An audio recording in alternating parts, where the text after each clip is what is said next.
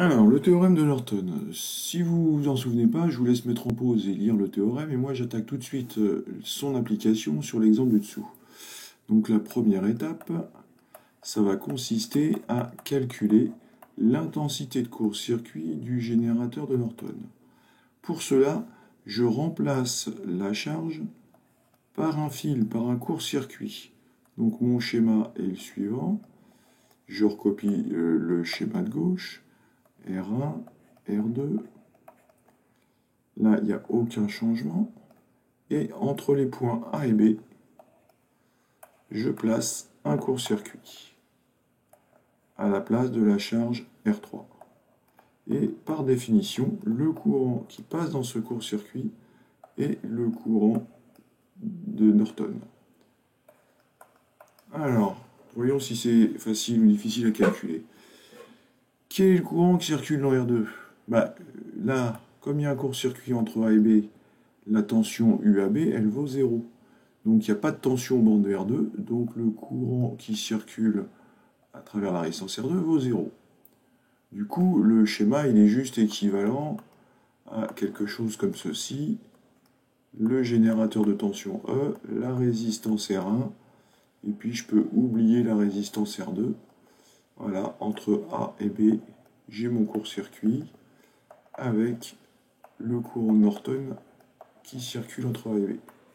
Donc là, il est évident que le courant Norton vaut la tension E divisé par R1. Deuxième étape, je calcule maintenant la résistance interne du générateur de Norton, donc Rn. Deuxième étape, calcul de Rn. Alors, on fait exactement comme Thévenin, c'est-à-dire qu'on passive les générateurs. Donc, un générateur de tension passivée, il délivre une tension nulle. Je le remplace donc par un fil. Je positionne mes résistances R1, R2. Voilà. Et je débranche la charge. Donc, je débranche R3. Et la question, c'est quelle est la résistance vue entre les points A et B? Par définition, c'est la résistance de Norton. C'est aussi la résistance de Thévenin. Voilà, il est évident qu'on se retrouve avec R1 en parallèle à R2, hein, vu de A et B. Hein. Vu de A et B, on a R1 parallèle à R2. C'est-à-dire, comme vous le savez, R1, R2 sur R1 plus R2. Et enfin, troisième étape, pour calculer mon courant I3, je vais remplacer donc ce circuit-là par son générateur de Norton équivalent. Donc, troisième étape. Le circuit qui est ici se remplace par un générateur de courant d'intensité IN égale E sur R1, de résistance interne Rn. Voilà, Rn. Et ici, entre A et B, je vais replacer ma charge R3.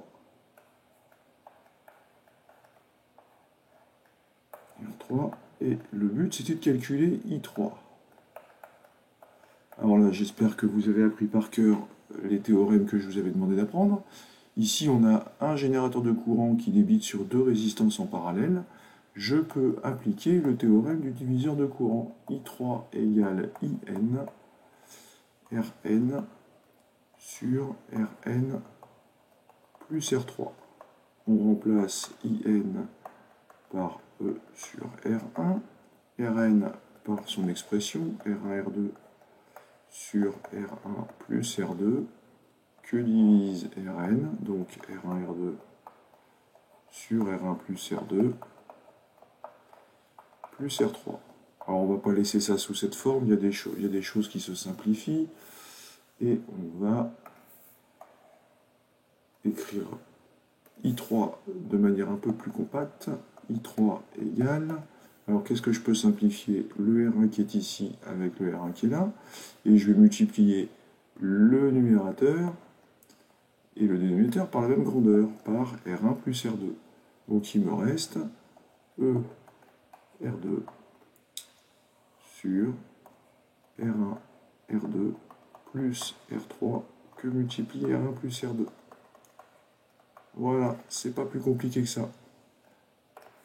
Merci de votre attention.